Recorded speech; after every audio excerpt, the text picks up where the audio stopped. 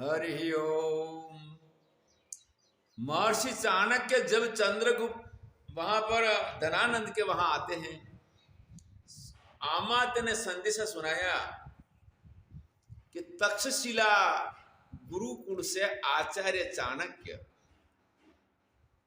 आपसे बात करना चाहते हैं। तो धनानंद ने गुस्से में आकर उनको छाती में एक लात मार दिया। अरे मूर्ख, टाइम करने का कोई बात करने का समय होता है, कैसे यहां पर घुस गया, हमारी महफिल के अंदर बाधा डाल दिया। ત્યારે ચાણક્ય વિચાર કર્યો કે અરે પરમાત્મા, હવે આ ધર્મ ને સંસ્કૃતિને બચાવી કેવી રીતે? અને અન્ય રાજાઓ પાસે ગયા ત્યારે પણ બધે સવારમાં અમલ કસુંબા રંગ છે રાજા કરણને બવરજો 18 વરણને। એનો અર્થ એવો છે કે રાજા કરણે પહેલા અમલ લીધું હતું તો આપણે પણ લેવા। ખૂબ સારી વસ્તુ છે, એ અમલથી બુદ્ધિ આવે, જ્ઞાન આવે, સદગુણો આવે અને છેલ્લે આવા સદગુણો દ્વારા વ્યક્તિ મર્યા પછી પણ સારી ગતિ પામે, આવી માન્યતા હતી। એટલે જ્યારે પણ રાજ દરબારમાં જવું હોય તો 10 વાગ્યા પહેલા તો વાત થાય નહીં। ત્યારે તો મહારાજા સાહેબ ને બધા દરબારીઓ અમલ કસુંબા નશામાં આવી જાય ને નશામાં આવી ગયા પછી 9, 9:30 કે 10 વાગ્યા પછી કંઈ પણ વાર્તાલાપ કરવો તો થાય। એટલે સવારનો સમય અમલનો ને દારૂનો સમય પાછો અલગ। દારૂ કયા ટાઈમે લેવાનો કે ભોજન પહેલા। જ્યારે બપોરે દરબારની અંદરથી બધા જે મંત્રણાઓ કરવી એ કર્યા પછી મધ્યાહન કાળે જ્યારે ભોજન કરવું એટલે ભોજન પહેલા દારૂ અમુક લેવો પડે અને હાજે પણ ભોજન પહેલા લેવો પડે। હાજે તો થોડો વધારે માત્રા પણ લઈ શકાય અને એમાં પણ સમય સમય ઉપર નાચ ગાનની મહેફિલો પણ રચાતી। જ્યારે કોઈ મહેમાન આવે, મહારાજાને ત્યાં કોઈ એમનો પોતાના મહેમાન આવે એટલે એના પોતાના ખુશાલી માટે દારૂ સાથે નાચગાનની મહેફિલો પણ થતી અને એ મહેફિલોની અંદર એમ હતું કે ભાઈ આજે આપણને રાજ જન્મથી મળ્યું છે, આપણા પુણ્યથી, માટે આનંદ કરો, આપણને કોઈ ડર છે નહીં। એની સાથે સાથે રાજના ટુકડા પણ ઘણા થયા। મહારાજા હોય એ એક જ હોય, પછી એના પરિવારમાં ભાઈઓ હોય તો ભાઈને કોઈને 12 ગામ, 15 ગામ, 20 ગામ આટલા જાગીરના રૂપમાં આપવામાં આવતા કે ભાઈ આટલો ઈજો તારો। અને મહારાજાઓના લગ્ન પણ ભાગ્યે જ કોઈ, આપણે ભગવાન રામચંદ્રજીએ એક જ વિવાહ કરેલા, ફરી લગ્ન નતા કર્યા। હું માનું છું કે એવા ભાગ્યે જ કોઈ હશે મહારાજા કે જેને એક લગ્ન થયા છે। કોઈ જગ્યાએ 2, 3 તો 7, 8। તો પૃથ્વીરાજ ચૌહાણને 13 રાણીઓ હતી અને 14મી સંયુક્તા એની મહારાણી બની। અને જેનાથી જયચંદ રાઠોડ અને બંનેના વચ્ચે વેર વધ્યું, જે મોહમ્મદ ઘોરીને નિમંત્રણ આપી અને પૃથ્વીરાજ ઉપર એમને ચડાઈ કરાવી અને ત્યાંથી આપણે પૃથ્વીરાજ ચૌહાણના પરાજય પછી હિન્દુ સંસ્કૃતિનો પરાજય થયો। પણ હા, એના પહેલા પણ મોહમ્મદ ગિઝની એના પહેલા પણ આવેલો છે। હવે આપણે ક્રમ બાય ક્રમ ચાલીએ। એ પછી મહર્ષિ ચાણક્યને થોડો ક્રોધ પણ થયો। ક્રોધની અંદર એમને પ્રતિજ્ઞા કરી કે તારું રાજ્ય જ્યાં સુધી ન જાય ત્યાં સુધી તું શિખા બાંધીશ નહીં. જોકે આ એમનો વ્યક્તિગત વેર હતો. વ્યક્તિગત વેરમાં ભગવાન સહાયતા ના આપે, પણ મહર્ષિ ચાણક્યને ચિંતા હતી કે મારે આ ધર્મ સંસ્કૃતિને સિકંદરથી બચાવી કેવી રીતે, કારણ કે સિકંદર હિન્દુ નથી અને આપણો હિન્દુ સંસ્કૃતિને ધર્મને અહીં લોકો નષ્ટ ભ્રષ્ટ કરી નાખશે. આપણી નિર્દોષ બેન દીકરીઓની ઇજ્જત લૂંટાશે. માટે મારે શું કરવું? ત્યારે પરમાત્માની પ્રાર્થના કરે કે હે પરમાત્મા, બલમ બલવતા ચાહમ કામ રાગ વિવર્જિતમ. મારી એક જ ઈચ્છા છે કે મારી સંસ્કૃતિ લીલી રહે, બની રહે, મારી બેન દીકરીઓની ઇજ્જત બની રહે, મારો ધર્મ સંસ્કૃતિ બની રહે, અને આ સિકંદરથી મને બચાવજો. સિકંદરથી બચવા માટે બધા જ રાજાઓ એક થાય અખંડ ભારત બને તો બની શકે, બાકી બની શકે નહીં. અખંડ ભારત બનાવવાના સપના જેને હતા એ એના નષ્ટ થઈ ગયા. કારણ કે બધા જ વ્યસન એટલું હતું, અમલ કસુબાની બાટલી, અમલ કસુબાની બાટલી, અને પાછી વિભાગ ગણા. વિભાગ સાથે અંદર પાછા બધાને એકતા પણ નથી.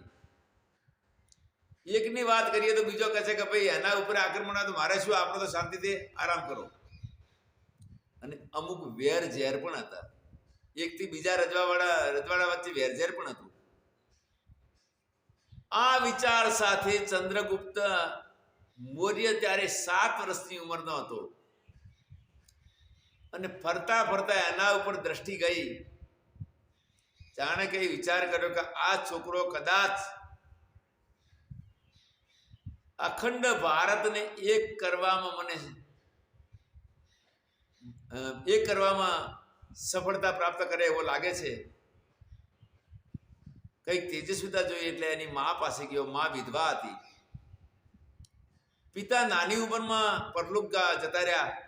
ધનાનંદના રાજની અંદર માતા, એનું નામ હતું મુરા કે મૌર્યા એવું નામ હતું. એ પણ ધનાનંદને ત્યાં રાજમહેલમાં દાસી હતી.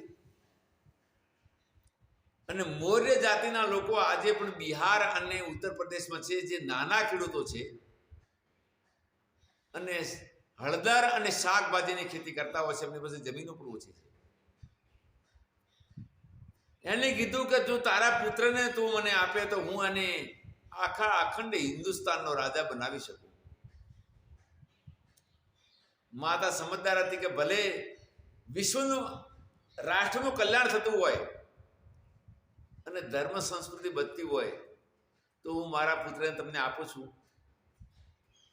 એ પછી મહર્ષિ ચાણક્ય તક્ષશિલાના ગુરુકુળમાં લાવીને એને ભણાવવાનું કર્યું. ત્યારે પણ ઘણા પ્રશ્ન થયા કે આ વિદ્યામાં તો માત્ર રાજ પરિવારના રાજકુમાર અને બ્રાહ્મણોનો અધિકાર છે, આ રાજ પરિવારનો રાજકુમાર નથી. ત્યારે મહર્ષિ ચાણક્યએ કીધું કે ભાઈ રાજકુમાર તો નથી, પણ પરંપરાગત એની અંદર ક્ષત્રિયનું ગોત્ર મળે છે. પરશુરામજીના આગમન પછી ક્ષત્રિય ધર્મ છોડી અને અનેક જાતિની અંદર એ લોકોના ગોત્રો મળે છે. જેમ કે કાયસ્થોમાં ક્ષત્રિયોનો ગોત્ર મળે, સુભાષચંદ્ર બોઝ, સ્વામી વિવેકાનંદ, સ્વામી પ્રણવાનંદ, ભારત સેવા સંઘના સ્થાપક, આમાં પણ ક્ષત્રિયોના ગોત્ર મળે છે. ને એમાં તેજસ્વી મહાપુરુષો પણ બન્યા છે. આંધ્રપ્રદેશની અંદર રેડી, મહારાષ્ટ્રની અંદર મરાઠાઓમાં સર્વપ્રથમ શૂન્યમાંથી સર્જન કર્યું હતો મહારાજા શિવાજીએ કર્યું. શિવાજીરાવ ભોસલે પ્રથમ રાજા બન્યા અને એમને શૂન્યમાંથી સર્જન કર્યું. અને એ પણ પ્રતાપ એમના ગુરુ સમર્થ રામદાસ. એ પછી ચાણક્યએ વિચાર કર્યો કે હવે કરવું શું. બધા જઈએ એટલે બધા વ્યસનમાં છે. એક બાજુ સિકંદરથી આને પ્રતિ કરવાની શક્તિ નથી. થોડું પણ યુદ્ધ માટે સૈન્ય કર્યું, એ પણ સમાપ્ત થઈ ગયું. ત્યારે ચાણક્યએ વિચાર કર્યો કે હવે કંઈક કરવું પડશે. તો રાજાઓ દ્વારા ચાણક્યએ એની જીવન ચરિત્ર જાણ્યું. તો એમને કહ્યું કે સિકંદર દારૂનો પ્રેમી છે અને દારૂ પીએ છે. તો કે બસ પતી ગયો, હવે સિકંદરને પરાજિત કરો મારા હાથની વાત, મારે સેનાની જરૂર નહીં પડે. જો હવે આ દારૂ કેવું પરિણામ પ્રાપ્ત કરે છે.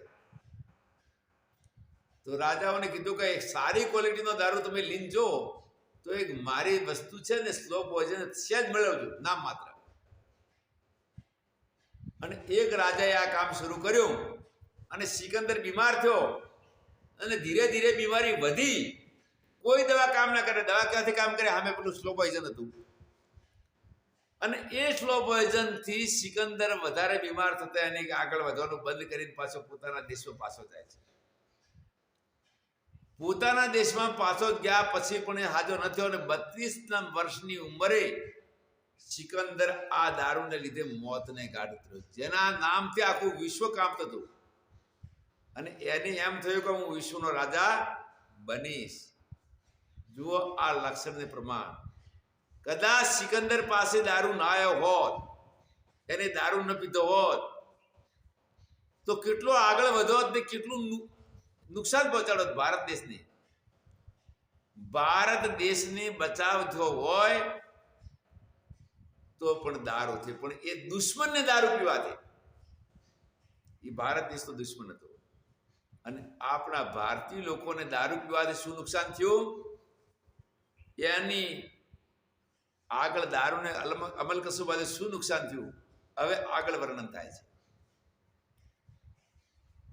એ પછી સિકંદર પાછો ગયા પછી સર્વપ્રથમ ચંદ્રગુપ્ત મૌર્ય કૂટનીતિ દ્વારા યવનો પાસે અને મહારાજા અંબિક જે તક્ષશિલા ગુરુકુળમાં ભણેલા હતા એ પણ દારૂ પીતા હતા. હવે એવી કૂટનીતિ કરી. આ વિસ્તાર અમે વધારે નથી જતા. અને એ કૂટનીતિથી જ્યારે યવન, કારણ કે સિકંદર પાછા ગયા પછી પણ એનો સુબો મૂકીને ગયા હતા. યુવરાજ આંબિકે પોતાનું રાજ સમર્પિત કરી દીધું હતું. એટલે સમર્પિત રાજની અંદર અમુક ભાગ એમનો અને અમુક ભાગ આમનો અને બધા મળી રહેતા હતા.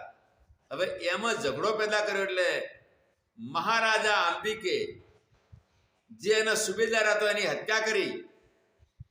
સુબેદારની હત્યા કરતા ચંદ્રગુપ્ત મૌર્યને આટલું જોતું હતું. એ પછી પેલા યવનો હતા સિકંદરની સેના, એ સેના ને ચંદ્રગુપ્તે કીધું કે અમે તમારા સહયોગમાં આવીએ, પણ એક શરત છે, મહારાજ અંબિકના પરાજય પછી તમારે અહીંથી પલાયન થવું પડશે, એનો બદલો અમે લેશું, પણ તમારો અહીંયા હિજો રહે નહીં. એમણે કહ્યું કે અમારું રાજ બહુ વિશાળ છે, અમારે હિજો જોતો નથી. અને એમાંથી પ્રથમ અફઘાનિસ્તાનની અંદર કંદારનો રાજા ચંદ્રગુપ્ત મૌર્ય બન્યો. ત્યાં એનો રાજ્યાભિષેક થયો. અને એ રાજ્યાભિષેક પછી એકથી એક અનેક રજવાડાઓને હરાવતા હરાવતા છેક બાંગ્લાદેશ, કન્યાકુમારી સુધી ચંદ્રગુપ્ત મૌર્યનું રાજ થયું. યોગ દર્શનની અંદર યોગ સૂત્ર છે, સતી મૂલે તદ વિપાકે જાતિ આવિર્ભવ. પૂર્વજન્મના પુણ્ય કર્મ જેવા કર્મો છે એ અનુસાર માનવનું જાતિ, આયુષ્ય અને સુખ દુઃખના ભોગ નિર્ધારિત થાય છે. આ અને એને અત્યારે સાંખ્ય કારિકાની અંદર 43મી કારિકા છે, બાવા સંશેધિકા નૈમિતિકાશ્ચ કલલાદ્યાહ. એટલે ભાવ જે છે સંશેધિક જન્મથી, યોગ દર્શનના આ સૂત્ર અનુસાર જન્મથી, અને બીજું નિમિત્તથી. નિમિત્ત દ્વારા પ્રગતિ અને પતન. વિચાર કરો કે દાસી પુત્ર ચંદ્રગુપ્ત મૌર્ય કરતા રાજ પરિવારના રાજકુમારો અને રાજાઓના પુણ્ય અધિક હતા. જેને જન્મથી રાજ શસ્ત્રની સેના મળી હતી, ત્યારે આના પાસે કશું નતું. હવે નિમિત્ત અલગ અલગ બન્યા. અહીંયા નિમિત્ત મળ્યું મહર્ષિ ચાણક્યનું. મહર્ષિ ચાણક્યના નિમિત્તથી ચંદ્રગુપ્ત મૌર્ય વ્યસન મુક્ત બન્યા અને રાજાઓ આ પ્રકારનું કોઈ યોગ્ય ગુરુનું નિમિત્ત ન મળતા વ્યસની બન્યા અને વ્યસની બનતા રાજાઓનો પરાજય થયો અને ચંદ્રગુપ્ત મૌર્યનો વિજય થયો. અહીંયા એક પ્રશ્ન થાય કે ભાઈ મોહમ્મદ ગિજની, મોહમ્મદ ગોરી આ લોકો જ્યારે આક્રમણ કર્યું તો એમની પાસે હથિયારો વધારે હતા, પછી સેના વધારે હતી, અમે એનો પ્રતિકાર કરી શક્યા નહીં. પણ ચંદ્રગુપ્ત મૌર્યની પાસે તો પહેલા સેના પણ નથી ને હથિયાર પણ નહોતું, માત્ર એની પાસે વિદ્યા હતી અને એ વિદ્યાથી નિર્વસ્તી બન્યો. નિર્વસ્તી બનતા આ બધા જ રાજાઓ હારી ગયા અને એક દાસી પુત્ર બધો રાજા બન્યો. આનું મૂળ કારણ, રાજાઓના પરાજયનું મૂળ કારણ હોય તો અમલ કસુંબાને બાટલી દારૂ અને ચંદ્રગુપ્ત મૌર્યના વિજયનું મૂળ કારણ હોય તો એ અમલ કસુબા અને દારૂથી બચો હતો, એટલે એનો વિજય થયો. વિજય થયો અને એ યુગને સુવર્ણ યુગ કહેવાનો. ચંદ્રગુપ્ત મૌર્યના આ યુગને સુવર્ણ યુગ તરીકે એની કહેવત કહેવાની. હવે એ પછી આપણે વર્તમાનમાં લઈએ. હવે વર્તમાનની અંદર વ્યસન મુક્તિથી લાભ શું? તો વ્યસન મુક્તિની અંદર બનાસકાંઠા જિલ્લો રાજસ્થાન બોર્ડરે લાગે, એટલે આજે પણ રાજસ્થાન બોર્ડરે અમલનું વ્યસન વધારે છે. બાકીના એરિયામાં વડગામ, પાલનપુર અને મહેસાણા બાજુમાં બહુ જ ઓછું નામ માત્ર કોઈ લેતું હશે. અને રાજસ્થાનની અંદર તો વ્યસન બધી જ વર્ણની અંદર ખૂબ જ છે. અમલના વ્યસન સાથે દારૂ તો બધા આખા ભારતમાં છે, પણ ત્યાં આગળ દારૂની પણ છૂટી છે. હવે એ વ્યસનનું મુક્તિનું કાર્ય કર્યું હોય તો પ્રથમ તો જૈન સમાજ. જૈન સમાજમાં કઈ હજાર વર્ષ એની ઇન્દ્રિયાણી જીતાની ઇતિ જૈન. જોકે જૈન મતનો એક હિન્દુનો જ એક ભાગ છે, સનાતનનો જ એક ભાગ છે જૈન. પરંતુ જૈનની વ્યાખ્યા એ પ્રકાર કે એની ઇન્દ્રિયાની જીતાની ઇતિ જૈન, જેની ઇન્દ્રિયોના ઉપર વિજય પ્રાપ્ત કર્યો, જીતેન્દ્રિય, એ જૈન શબ્દનો વ્યુત્પત્તિ છે. જેથી કરીને ઉપવાસના માધ્યમથી જૈન સંતોએ જૈન ભક્તોને ખૂબ જ સારી ટ્રેનિંગ આપી અને એ ટ્રેનિંગથી જૈનો ખૂબ સમૃદ્ધ થઈ ગયા. પરંતુ જૈન મત રહ્યો હોય તો માત્ર એક વાણિયા પૂરતો, અને એમાં બે ભાગ, અમુક વૈષ્ણવ વાણિયા છે અને અમુક જૈન વાણિયા છે. વૈષ્ણવ વાણિયાઓને પણ સંતોનું સાનિધ્ય ખૂબ મળ્યું. જુદા જુદા સંતો દ્વારા એ પણ સાનિધ્યમાં આવી, વ્યસન મુક્ત બન્યા અને ધંધામાં સમૃદ્ધ થઈ ગયા.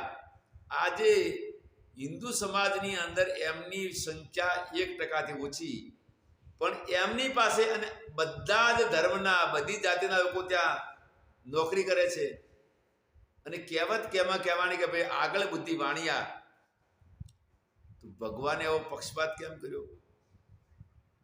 ભક્તિ આપણે કરી, નમસ્કાર આપણે કરીએ છીએ, મંદિરમાં આપણે જઈએ ને વાણિયાને આટલું બધું ધન ને બુદ્ધિ આપીને ભગવાને આપણને ધન ઓછું ને બુદ્ધિ ઓછી કેમ આપી? ના, ભગવાનનો પક્ષપાત નથી. પૂર્વના પુણ્યના કર્મ અનુસાર એનો એવો જન્મ થયો અને જન્મ પછીને નિમિત્ત પણ એવું મળ્યું. જન્મ અને નિમિત્ત બંને દ્વારા એ સમૃદ્ધ થઈ ગયા. આજે હું માનું છું કે જેટલું સરકાર પાસે ધન છે એના કરતાં 25, 30 કે 40 ગણું ધન વાણિયાઓ પાસે છે. અને કોઈ વ્યક્તિ જ્યારે પ્રમાણિક બને, સરસ સંસ્કારી બને, ત્યારે વાણિયાની ઉપમા આપવામાં આવે કે ભાઈ આ કેવા કે વાણિયા જેવા.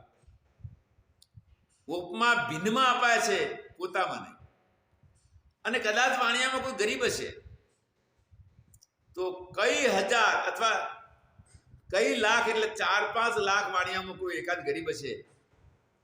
આનું મૂળ કારણ જન્મ અને નિમિત્ત. એટલે નિમિત્તથી અને જન્મથી બંને રીતે આગળ વધ્યા. એ જ પ્રમાણે ગુજરાતની અંદર આણંદ જિલ્લા મહેસાણાથી આગળના ભાગમાં આણંદ સૌરાષ્ટ્રમાં એ પછી બીજું કામ શરૂ કર્યું સ્વામિનારાયણ સંપ્રદાય, જેને લગભગ 200 વર્ષ જેવા થયા છે. પણ એમને ભક્તિ સાથે વ્યસન મુક્તિની પ્રધાનતા ખાસ આપી. અને વ્યસન મુક્તિની પ્રધાનતાની અંદર વ્યક્તિગત રીતે પાછળ પડીને પણ વ્યસનોથી મુક્ત કર્યા. વ્યસનોથી મુક્ત કરતા લોકો સમૃદ્ધ બન્યા, સુખી બન્યા. એટલે કહેવત ગણી કે ભાઈ સ્વામિનારાયણમાં જાય સુખી થાય, સ્વામિનારાયણમાં જાય સુખી થાય. આનું પ્રધાન કારણ હોય તો વ્યસન મુક્તિ. એ વ્યસન મુક્ત થવાથી લોકો આખા વિશ્વમાં ફેલાઈ ગયા. ગુજરાતમાં છે એટલે સંપૂર્ણ વિશ્વની અંદર જેટલા ભારતીયો વિશ્વમાં છે એમાં 60% જેટલા ગુજરાતીઓ છે. શાકાહારી નિર્વસ્તી એટલે ખૂબ સમૃદ્ધ થઈ ગયા. અને અમુક ગુજરાતીઓ અહીંથી આજથી 45 વર્ષ પહેલી વાત છે, 50 વર્ષ 55 વર્ષ કહો તો પણ ખરા, યુગાન્ડામાં ગયેલા. અને યુગાન્ડામાં જતા વખતે પણ એમની પાસે ખાલી ભાડું હતું. અહીંથી કંઈ ધન લીધા ગયા કે ધંધો કરી શકાય. ત્યાં ત્યારે પોતે ધંધા ઉપર લાગ્યા અને ઠીક જ્યારે ધંધો ચાલવા મળ્યો એટલે ઈદી અમીને એમને બહિષ્કાર કર્યો. સંપૂર્ણ વિદેશના હતા જેટલા, યુરોપના, અહીંયા ભારતના, બધાને કાઢી મૂક્યા. ત્યારે બધું ભેગું કરેલું પણ ત્યાં મૂકી દેવું પડ્યું. અને પાછા ત્યાંથી ઇંગ્લેન્ડ ગયા. ઇંગ્લેન્ડમાં મજૂરી કરી અને ઇંગ્લેન્ડમાં મજૂરી કરીને અમેરિકામાં ગયા. અમેરિકામાં મજૂરી કરીને હોટલ માલિક બન્યા તો અમુક ઉદ્યોગપતિ બન્યા. આનું મૂળ કારણ હોય તો વ્યસન મુક્તિથી. અને આપણે બનાસકાંઠા જિલ્લાથી મળીને રાજસ્થાન વાળા જે છે એ જો પાછળ રહી ગયા હોય તો વ્યસનથી. હવે આ વ્યસન છોડવું કે ન લેવું કે કરવું, આ બંને પ્રકારનો આધાર કર્તા ઉપર છે. વ્યાકરણકાર મહર્ષિ પાણિની કહે છે સ્વતંત્ર કર્તા સ્વતંત્ર છે, તો માટે મારી પ્રાર્થના છે ભાઈ બને તો છોડી દેજો. અને કદાચ ન છૂટે તો તમારા પૂરતું રાખજો, પણ બીજાને આગ્રહ ન કરતા. અવલના જ્યારે પણ અહીંયા બધા ભેગા થાય એટલે આગ્રહપૂર્વક કરતા કે થોડું થોડું થોડું. આગ્રહ ચાનો હોય, કોફીનો હોય, આઈસ્ક્રીમ શ્રીખંડનો હોય, પણ આવી વિનાશક વસ્તુનો આગ્રહ ક્યારેય ન કરતા. તમે પોતાના વ્યસની બની તમે પોતાનું અહિત કર્યું છે. પોતાના શરીરનું, પોતાના ધનનું, પોતાના બુદ્ધિનું એટલું સમજી અને બીજાને કદાચ આવું શીખડાવવાની કોશિશ ન કરતા. ને બીજો કદાચ એ માર્ગે જાય તો સ્પષ્ટ કહેજો કે જો ભાઈ અમે તો ફસાઈ ગયા પણ તું ફસાતો નહીં. માટે આવા કાર્યની અંદર તમે આગળ વધવાની કોશિશ ન કરતા અને બીજા નવા લોકોને બચાવવાની કોશિશ કરતા. નવી પેઢીના ભાઈઓને મારી વિનંતી છે કે આ પ્રમાણો તમારે જોતા હો તો તમે સ્થળ ઉપર જઈને આણંદ જિલ્લામાં જજો, ખેડા જિલ્લામાં જજો, સૌરાષ્ટ્રમાં જજો. સૌરાષ્ટ્રના ઘણા ગામ એવા છે કે જ્યાં પીવાનું પાણી બહારથી આવતું. આજે તો નર્મદા આવી ગઈ, પીવાનું પાણી બહારથી આવતું. અને એવી પ્રતિકૂળતામાં ચોમાસું એક પાક હતો, છતાં પણ એ લોકો સુખી થયા હોય, કારણ કે અમલ ત્યાં નહોતું. અને અહીંયા અમલે કેટલો વિનાશ કર્યો.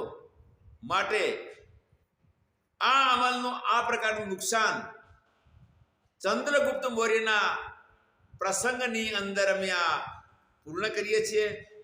હવે અમલને દારૂ માટે અમારા અલગ અલગ પ્રસંગ રહેશે. હવે આગળ પછી અમે બીજો નવો પ્રસંગ લેશું.